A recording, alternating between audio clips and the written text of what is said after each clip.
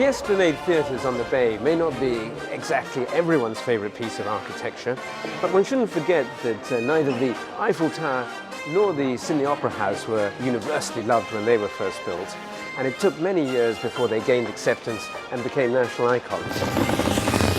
Esplanade Theatres on the Bay opened in a blaze of pyrotechnics in October 2002.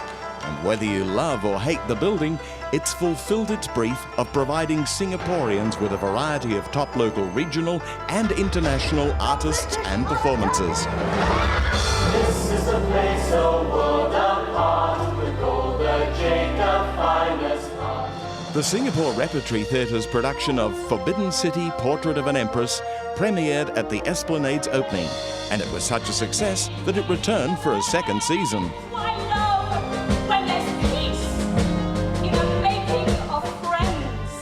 Think what you will of the building, it's what happens inside which is really important, and I, for one, am not at all disappointed. And it looks like the rest of the evening may not be that disappointing either.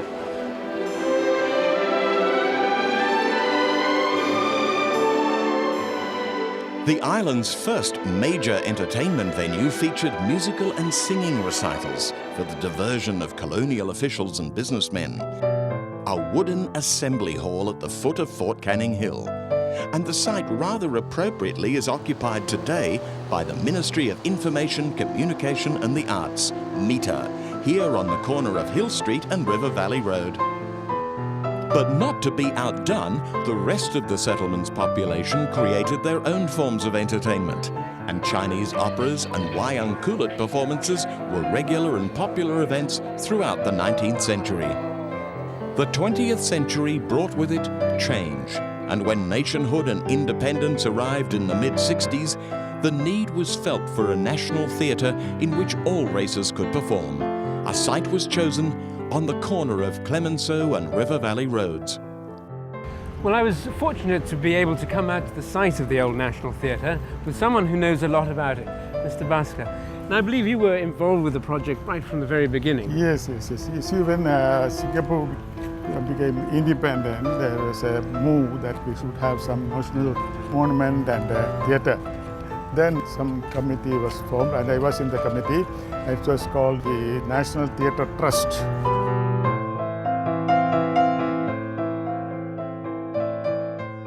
We had the first Southeast Asia Cultural Festival in 1963. At that time, the whole building was not built, only the stage and other things were built. Mm-hmm. So we had it here, using the stage and making a canvas covering. Right. Yes, and it was a very good grand occasion. We had 16 countries participated in this event.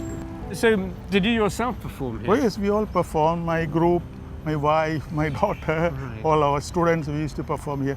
And the stage, I mean, now looking at the site, whereabouts would that have been? You see, the stage was somewhere there. Right, okay. And then the theatre was like this. And the entrance was here, from this side, Tank Road. I believe that Dame Margot Fontaine performed here at one point. Yeah, so many big shows. So quite a lot of international Yes. Big ballets, big symphonies.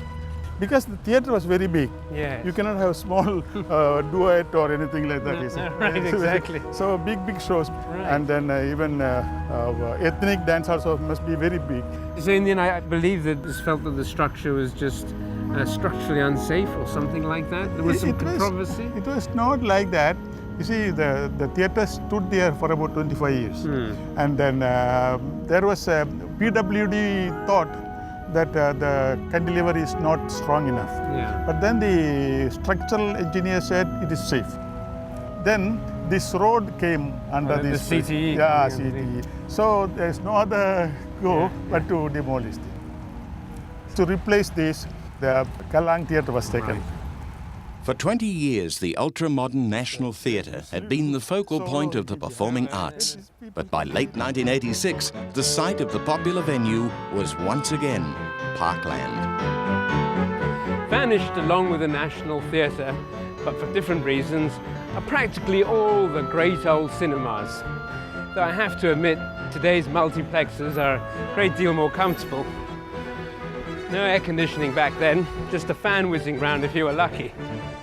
But absence of ceiling fans didn't discourage cinema fans. During the 1920s, movie theatres sprung up all over Singapore, and residents of all races began a long and enduring love affair with the silver screen, one as strong today as it was nearly a century ago. The arrival of multi-hall cineplexes saw the end of dozens of theatres, and even what was once the Cathay organisation's flagship cinema for half a century succumbed to the inevitable. Though a portion of the familiar facade remains standing as a link with the past, the Cathay building has vanished. Those that remained adopted different roles. The appropriately named Majestic Theatre in New Tong Sen Street becoming a shopping mall, but retaining its landmark facade. The Rex Cinema in Mackenzie Road enjoyed a brief career as an ice skating rink, but has moved on to house live music performances, dancing and karaoke, so it's still in the entertainment business. I was particularly sorry to see the wonderful hand-painted cinema artwork disappear. It was a unique craft, and one which we'll never see again, I fear. Big as Ben-Hur, if not bigger. What a splendid line. And after the break, we'll visit the Lost Worlds.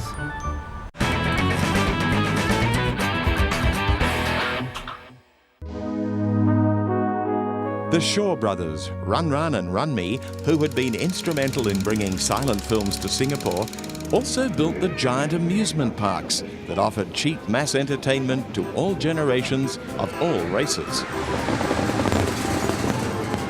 New World, Great World and Happy World were sprawling fairgrounds crammed with shops, food stalls, sideshows, rides and music halls.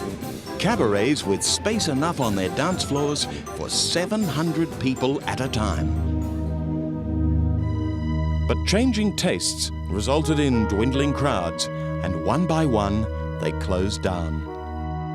Much of the site of Great World Amusement Park on Kim Seng Road has become a shopping mall, and it's still called Great World.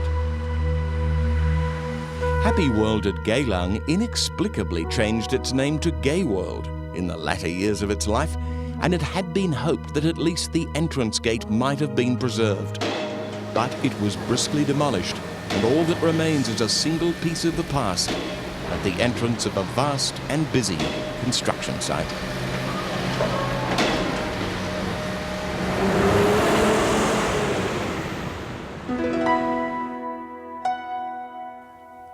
Just off Jalan Besar is the last of the worlds, but only the entrance gate remains today. The once bustling amusement park is empty and silent, a dinosaur from the mists of time, the last of its kind.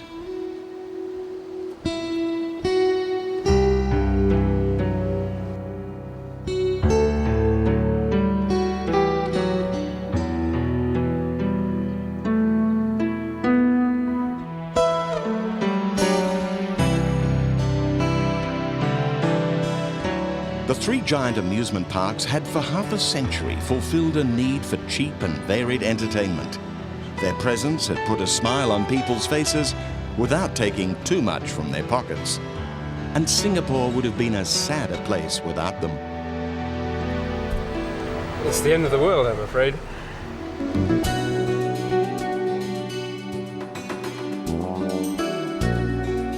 The end of the worlds was closely followed by the end of practically all of Singapore's grand old picture palaces, with one notable exception.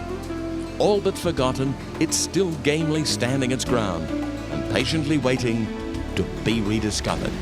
The old Capitol Theatre still looks pretty much as I remember it from 20 or 30 years ago.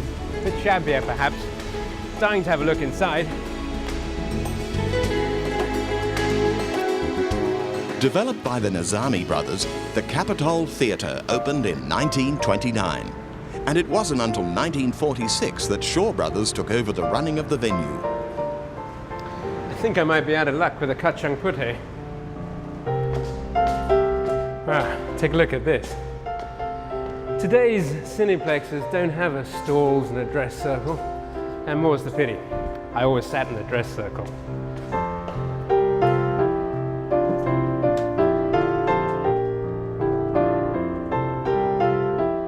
As far as anybody can be certain, the first cinema in Singapore was probably down on Beach Road, somewhere where the Shaw Tower stands today. It would have been an outdoor affair with a projector clattering away, showing short silent movies to a no doubt astonished audience. The screen would have been no more than a large white sheet, and anything that moved across it would have been hugely exciting for those audiences. And this was the kind of thing that they were watching back then.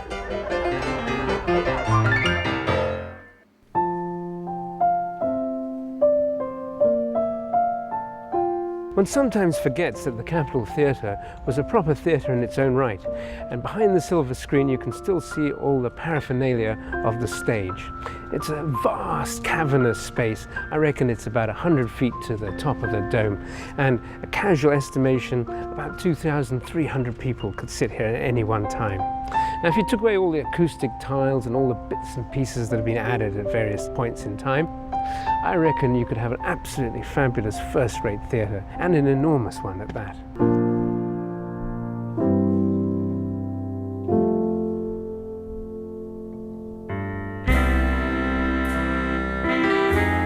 I couldn't leave the Capitol Theatre without dropping in at the Old Capitol Restaurant, which in its day was highly regarded, not just for the menu, but also for the live cabaret entertainment.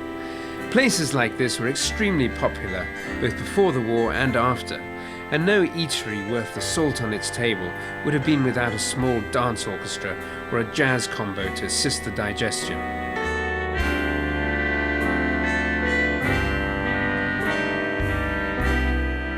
Here at the Capitol Theatre, local and overseas acts performed on its two stages while patrons tucked into their dinner. And I've no doubt that my parents would have dined here frequently, tripping the light fantastic across this dusty parquet dance floor. I'm reliably informed that the Capitol Theatre will be with us for some time to come. It's to be used for special events, and that's a story I'd like to believe.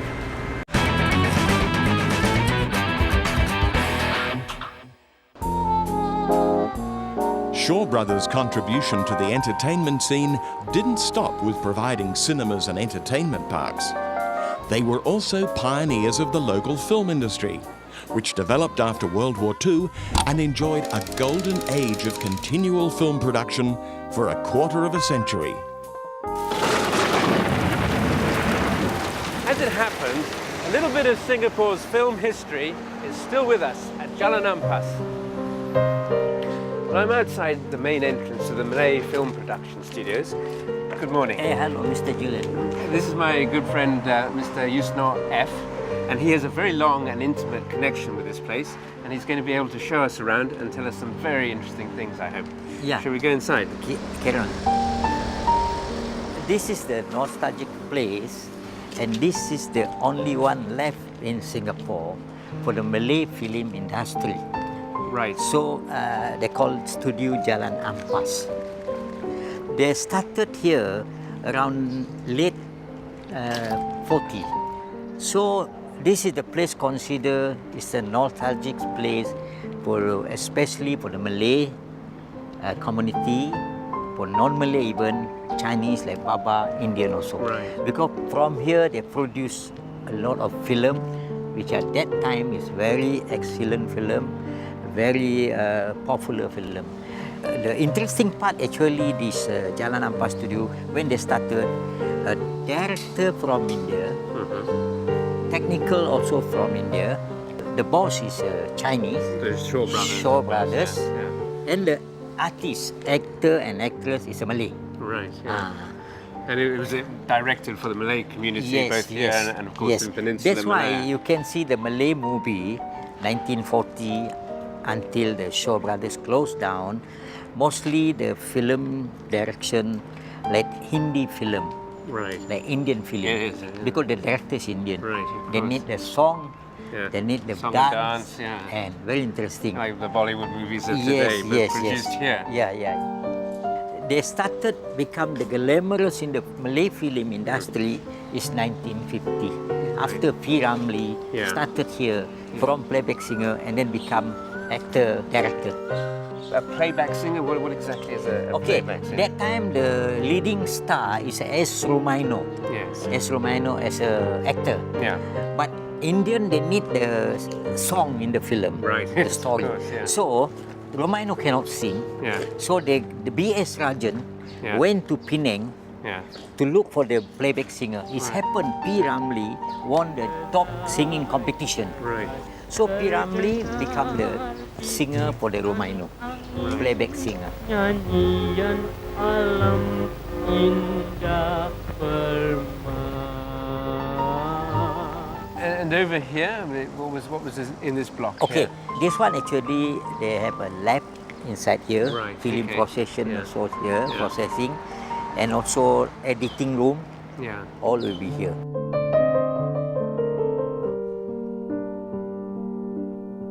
And this one, Yes.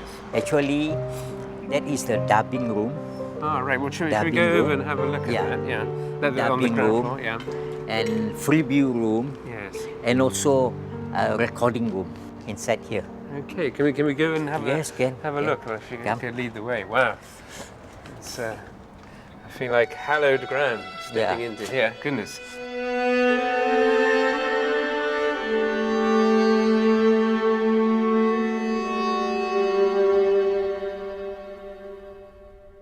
Those days, although we don't have IT equipment, Yeah. but from whatever they have here, they can produce the film, Yeah, which marvelous. until Yes. now, Yes. people still like it. Yeah. Of course. Yes. I mean. Because those days, the people who are working in the film industry, the Malay, they are working day and night. Yes. Yeah. They never think of glamour, never It's just a think of family thing. money, Yeah. because the fees also very small. Right. But every time, there are people thinking whatever they produce, this is from here and here. Right. The passion for the Yes, movies. Yeah. then your work become beauty. That's lovely. If Yeah. you think of money all the time, Of course. very difficult. No, that's a lovely That story. is not artistic work lah. Yeah, no, of course not. I'm taking you to the P. Ramlee rooms. Oh, really? P. Ramlee office This actually. is Come. where he had his offices. is it? Yes, Right. yes. He doing his work, write script, and sometimes he do his lunch also upstairs Really? in the office. Gosh. So he used to come up these But stairs not- every day. Not his office only. Even Jamil Sulong, Umar Roji, Right. the director also will be here. But when he become a director, Gosh, look at all Okay. of this. Wow. this is P. Ramlee office. Right. Okay. My goodness. No, it's just a But sort of but now storage. not look like the office, Yeah. at the store now. But this is the one, the Right. place with P. Ramlee doing their work, they type a script, they discuss all these things. And in this, here? this another room also. Yeah. They keep all the footage, all the film. Yeah. Okay, Gosh.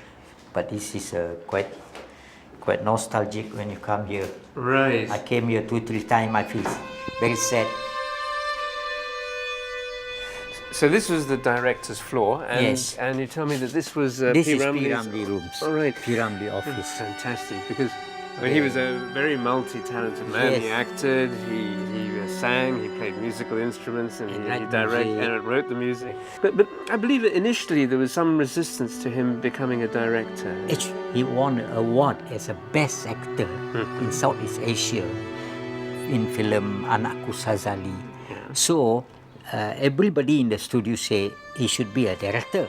So Shaw Brothers reluctant. Yes. He say he cannot direct.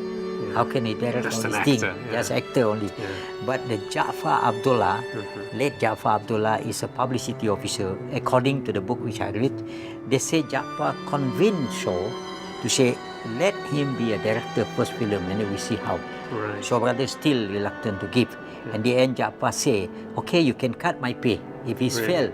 He was so Until confident like that, he'd confident. succeed. Yeah. So Shaw say, okay, I give a few film from Hong Kong, Chinese film, you go and watch. And Which adapt one? them for Yep, the Malay Malay. market. You yeah. choose the Penarit Beca, Thai Showman. Well, one of my favorites. And yeah. in the end, the film become book office, Yeah. not only in Singapore, Malaysia, even Indonesia.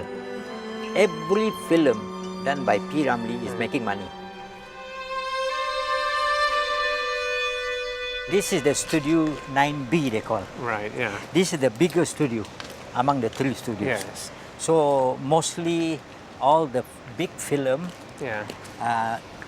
they're done in this studio. Right. So this is the main studio for Yes, the this is the production. biggest studio among the 3 studios. Right. Okay. Yes. And this one actually a part of the carpenter, and also they keep all the stock here, Oh, yeah, right. inside here. For costumes and Costume, anything, Props all these and things. stuff. And they have a garden here actually, you know. All right, yeah. Garden here. Sometimes they use this garden as a location Really? for their film. And then this building that we're walking into here, Yeah. this is the main. This is the main studio. Yeah, right. This studio they call 9B. Right. The big film always they do here, and many directors also crazy to get this studio because Right. very wide. Yes, and it's Very wide. very tall as well. Either P. Ramlee or Javid Sulong or Umar Oje, Yeah. all they done here. Really? To set the small studio there. This one considered the big one. Right, they have the sort of The lighting. lighting from here, above. Yeah, the crew will be up there. Really? Yes, and then the sound also will be here. This considered is a very big one among the studio in Singapore. Well, I that can time. imagine, yes.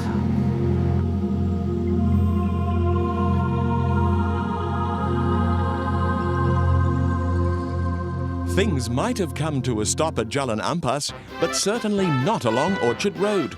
Next week, Julian goes shopping, uptown, downtown and out of town, and he knows where to find a bargain. Okay, that's it. Thank you very much. Bye-bye. The heart of Singapore shopping moved from Raffles Place to Orchard Road, and Julian's off for another walk from the past to the present, with a few surprises along the way. Cheers.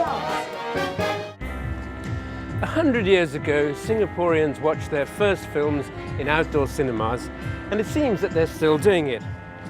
On Fort Canning, history is repeating itself with a series of outdoor screenings. And I can't think of a better way to end a busy day than right here.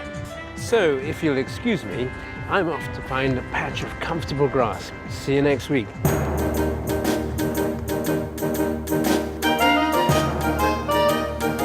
And it looks like the rest of the thing may not be that disappointing either. I'm sorry.